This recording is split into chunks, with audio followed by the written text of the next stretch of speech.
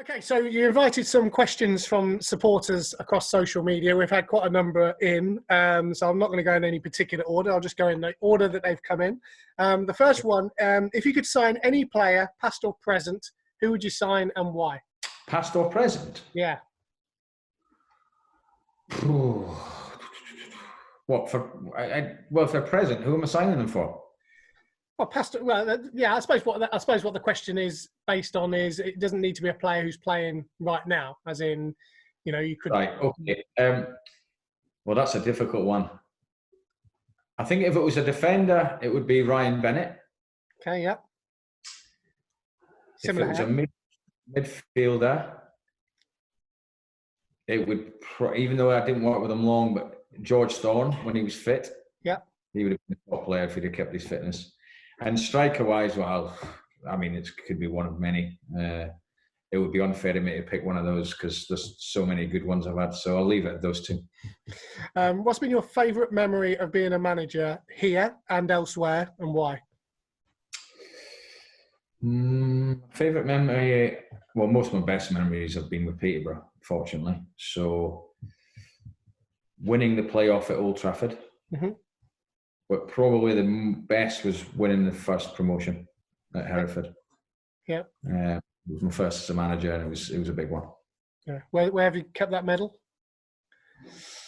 I don't know where my medals are. All of my medals there. I think Mum might have that one, I'm not sure. They'll be somewhere. I'm sure somewhere. Is it next to the Premier League? No, yeah, she's got that one. It's a little trophy of the Premier League one. It wasn't a medal anyway. Yeah. I need to get them back for my kids and Nick. What's been your favourite game this season? What game sticks out in your memory as the best performance or result? Ooh. So far, of course. Performance-wise, the one at Milton Keynes was excellent. We were very, very good. In terms of probably importance, mind you, we've had quite a few at home lately, so we've had some good ones. In terms of, I think, importance for the players and possibly for the fans was the Rotherham one at home. And then we'd gone through a hell of a bad run. We'd then beat Wycombe 4. I just felt from that Rotherham one, the lads picked up so much belief again, and everyone else did. And I think we've kicked on since then, really. What is your favourite holiday destination? Off the top of my head, we went on a couple of very, very good holidays. We went to skiing when I was off to Chamonix, which was, I didn't think I'd be into that, but I really got into it. And we went to Iceland for 5 days. That was brilliant. We went to Reykjavik. It was, the things we did there was fantastic. So that sticks out. And we've had some obviously good summer holidays and that, but that one in Iceland stuck out. It was really good. Did you go skiing yourself? Did you get on the skis? I did. Yeah, it was it was interesting. With the season having stopped, the clubs are on good runs. Obviously, will be disappointed because they're on such good momentum. Do you think everyone will come back to like a clean slate, almost like the season starting over again, in theory as well as practice? Yeah, I think it will be like that. I think it's. I mean, I'm almost treating this as a close season from, in my mind. I'm thinking, well, this is my time to have a bit of a break, but obviously, still work and analyse things and prepare for next season and the end of this season. So yeah, I think everyone's just going to come back with that freshness. And although teams were on good runs and all the rest of it, we're all in the same boat. So you just have to crack on and get on with it. But I think there'll be an element of real freshness to it. This is a great question, this one. How does it feel to be unbeaten in March again? Yeah, I've had a good March. Good question. Yeah, I like that one. Yeah, I've always got a good March. This is one I'll never forget. I don't think anyone will ever forget this March. You should be assuring for Manager of the Month, really. I mean, yeah, should be, Yeah. Which box sets do you recommend during isolation? I've gone through a few. I've just watched The Hunters with Al Pacino. Okay. Very, very good. Very good. Something very different, but I enjoyed it. That was good. Curb Your Enthusiasm, I've just done all of them. Fantastic. Not about it's brilliant. I'm watching El Chapo at the moment, so that's good. There's hundreds in there, but the most recent one I really enjoyed was The Hunters. You know, not watched the Sunderland Till I Die documentary on Netflix yet, no? It was back on today, isn't it? I think. Yeah. I've not watched. I watched the first one. I thought it was quite interesting, actually. So I'll watch that. Yeah, I'll watch that. I will watch that. Simple question. Do you like Marmite? No. Good answer. Someone says Ivan Toney has been described as the best player in the league by many people, including yourself, I think. Would you consider it, they've used the word failure, I'll just read it as it is. Would you consider it a failure should we not get promoted with him in the side? No, because it's never about one player. I think we had expectations at the start of the season about where we wanted to go and what we, wanted to do in the season.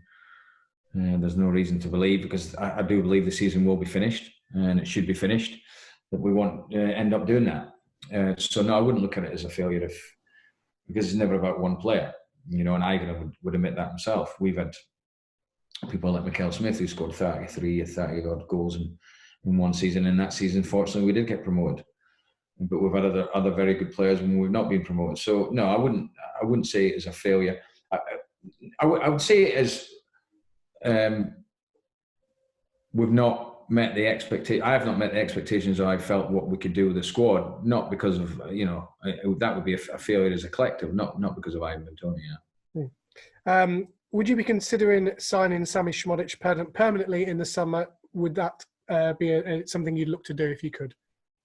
If we get promoted, very much so. He would be very much one we want to sign, one we've spoken about that we would want to sign, one I do believe that would be interested in signing. So a lot does depend on us getting that promotion. Has he been key not just on the pitch but also in the dressing room as well because of his lively nature? Yeah, I mean, we try to sign him in the summer, as everyone's probably aware that follows at Posh. So unfortunately, we went to Bristol, which we respected and understood. And obviously, when January came about, we felt we needed to fill that position because we knew Marcus would be gone. So he's filled it fantastically well. He's had a little bit of a dip in terms of his energy when we got to sort of the Fleetwood game. I knew that would come. And hence maybe he's picked up a little injury knock, maybe because of that. But it's so difficult to get that balance right between continue playing Sammy and obviously leaving him out for a period of time because he was so important to us. I think he's been a fantastic signing.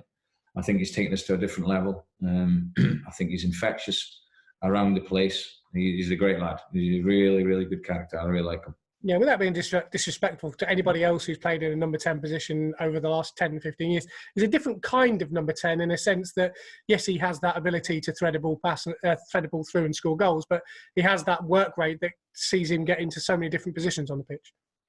Yeah, and we knew that because what he does, he's a running 10. He runs off people, he runs off Ivan's flick-ons, he'll run beyond the front two, which is to penetrate a team. You need that. Especially if a team are going to play a high line against, we need penetration from runners, and he runs very well from the middle of the park. He's very good technically, so he can see a pass. I think of the first goal, I think it was against Oxford, when he plays Dems through, we've seen that many times. So, and also he presses. He's very good at pressing. So he ticks a lot of boxes, and he's just an all-round really good player. And certainly would be one that would not look out of place in the Championship. There's no doubt about that. You've answered this question before, but I'll ask it again because they have. What made you come back to Posh? Obviously me. Yeah, meeting up with you again, and Joe, and all the rest of the gang. No, the one thing that the club always offers is the possibility of managing in the Championship, because the ambition for that, whether you're in League One and you're trying to get in it, or you're in Championship, you're trying to stay in it. And I've always, I feel we've had a good element of success, and to get that success, I think the most important relationship, I've said this many times, and no matter what club you're at, is between manager and chairman. And for whatever reason, we work well together, and that's been proven, and we're trying to do that again. So myself, I felt at the time it was the best opportunity for me to get back into the Championship. Is that which dog is that in the background that's making a hello? Sydney. It's a little dog. This question is phrased this way, but I'll twist it slightly just to give it a fresher look. Obviously, looking forward to football coming back. What do you want to achieve when it's back? Obviously, you want to achieve promotion. But would this, if you got promoted this year, would it sort of stand alone a little bit because of the things you'd have had to deal with as a manager, both throughout the campaign and obviously during this period of time? Would you class that promotion as something that would stand out really bigger than the rest? Yeah, quite well. I think anyone that gains success after this would be a standout one because of how unprecedented the whole year's been. Forget football for a minute, in terms of life and everything that's going on in the world, no one will ever, hopefully experience this again. Has never experienced it before, so it'll always be known as this season is what happened off the pitch. So I think to deal with everything in terms of managing the situation, managing your players, managing the staff, in terms of keeping them fit and all the rest of it, and then coming back and being successful would stand right up there. The aim now is still to be in the top two. That's been all the way through, and I still think I'm still confident we will end up in the top two. Someone's asked about transfers, and I guess yes, you can think about transfers and planning, but do you think the whole transfer market is going to be completely different when you do come back, given what's happened and the money that has obviously gone out of football? Yeah, I think if we can possibly try and help all football clubs, I don't know how, but obviously the lower league clubs need help, that are back on pretty much a level playing field to what they were when they left. There's a lot of money in football, a lot of money, and we know where it is. And I think it's important that, if possible, the lower league clubs can get help. I know we've already been helped by the Football League, but that money was already coming anyway. So it just meant we got the money earlier. And I know they haven't got, they can't just keep helping us out. So I think there'll be wage deferrals, possibly wage cuts. I think these things have to happen because the most important thing is for football clubs to stay running when we come back to work. Because without the football clubs, we've got nothing. So I think it's important that the lower league clubs get help. They need them. There's no doubt about it. And that's not just from players, myself, things like that. You've seen Barcelona taking a 70% cut. It's all relevant. It's 70% of a huge amount of money they earn. So I think I wouldn't have a problem with, and I've spoken to my own players that I don't think they would have too much of a problem at all of taking a wage cuts or a wage deferral. Who's the funniest player in the squad? Oh, we've got there's quite a few. I quite like the banter, actually. There's some terrible ones, but there's some not bad ones. Frankie Kent's got a bit about him. Sammy Smodic, now them two are like, Laurel and Hardy, them two. Ivan's got good banter. Butler's funny in a different way. In a way, the lads would understand that one. So yeah, there's ones with quite a lot of banter. Actually, it's not bad. There's quite a bit of humour in there. Someone's asked whether your dad's been to many games this season. What does he think of the squad? He's been to a few games. The last one he went to was Fleetwood, and that'll be the last one he goes to. He's not coming back. He is a bit. I have to be honest. He is a jinx. He went to the Doncaster one when we got beaten Boxing Day, so that was another one. He did come to one when we won. I'm trying to think what it was. Yeah, he thinks we're not far away. He thinks we've got a good team. Even though in those defeats, there's a couple of games he's come and we've won. So he thinks we've got a decent team. Strange question, but I can see why he's asked. Do you prefer home games or away games? As a manager, tactically, is it harder to plan for an away game than a home game? Because obviously, home game, the expectation is there to win. Yeah, not so much the expectation. I think when you go away from home, the first thing, well, one of the many things I say to the players is, look, try and make sure they don't get a lot of pressure on us, shots, tackles, things that will get their own fans up, things that I would look for us to do at home. I would have to say this season I prefer to be at home. I think in the main you prefer to be at home in front of your own fans. You've got that sort of comfort blanket of being at home. But I quite enjoy away games as well. They bring different challenges and what have you. So, there's some very good away grounds we go to as well this season. What are you hoping the new stadium brings for the football club and its supporters? Well, I think it'll be good for the community. And I think for Peterborough itself, I think it'll attract people to it. And we're not that far from London and things like that when big teams are not playing at home or whatever. And I think for the community, it'll bring something different. I think obviously the revenue it will bring for the club is vital. But it'll take the club to a different level. There's no doubt about it. I mean, no disrespect, but the stadium we're in currently has not changed for a long, long time for obvious reasons. So now the owners have bought that and they're going to now build a new stadium. I think it shows the ambition of the owners. It really does. I've seen the plans for the stadium. They're absolutely magnificent. And I think it just takes the club to a completely different level. And I think for the community, it really is helpful as well. The jobs, the things that they're going to create, with not just within the stadium, but outside the stadium, is going to create a lot of jobs for the city. So I think it's always important. Someone's asked about Marcus Maddison. It's not a press conference or a fans forum or anything without a question about Marcus. Obviously, his loan is due to expire in the summer, and then he becomes a free agent. Is that because of the situation? Do you have to have more conversations with him than you probably would have had to have, or is he Hull's player and you just leave it at that? No, he's loans till I'm not sure when exactly it is, but he won't be back at Peterborough. That's it, done. So he's loaned till Hull till after the end. I think it's the end of June. The deal still, and then obviously he's free, I think, at that point to go and speak to any clubs he wants to, because he's a free agent. It's up to Hull then, I presume, to try and buy him or someone else. But we've got a deal with Hull that if they do buy him, there's a certain figure in there which gives us a protection, but if it's anyone else, it'll be a free. So for us, he's gone now, and he was very good for the club. I always got on well with the boy, but the time was right for him to leave for everyone concerned. If you could upgrade one position in the squad, what would it be? I very much doubt you're going to give an honest answer to that one, because it might reflect badly on that particular person. But I guess if you're looking at the squad as a whole, are you happy with the balance that you've got within it? I am now. I'm happy with the balance we've got now. I've been happy in general with the balance of the squad we've got. There's been one or two tweaks to it, one or two tweaks to formations. But generally, I'm happy with the squad we've got. I think we've got a very good squad now, and so to think that I would have to change any department of it, not off the top of my mind, which is a good thing that I'm thinking about changing. I would like to change anything. I don't think there can be any excuses now. I think I've got, we've done well in January. I think the recruitment from the start of the season to January has been good. I've been very happy with it. I think as a club, it's important that we get that right for the next couple of seasons also. Hence why we're doing the sort of plans now for it. So, generally I'm very happy with the squad. I think they've got a lot of character about them, a lot of togetherness. And I like the feel of working with them every day. And there's no bad ends in there. They all want the same thing, which is the most important thing. Who is the best player you've ever managed? Doesn't have to be here.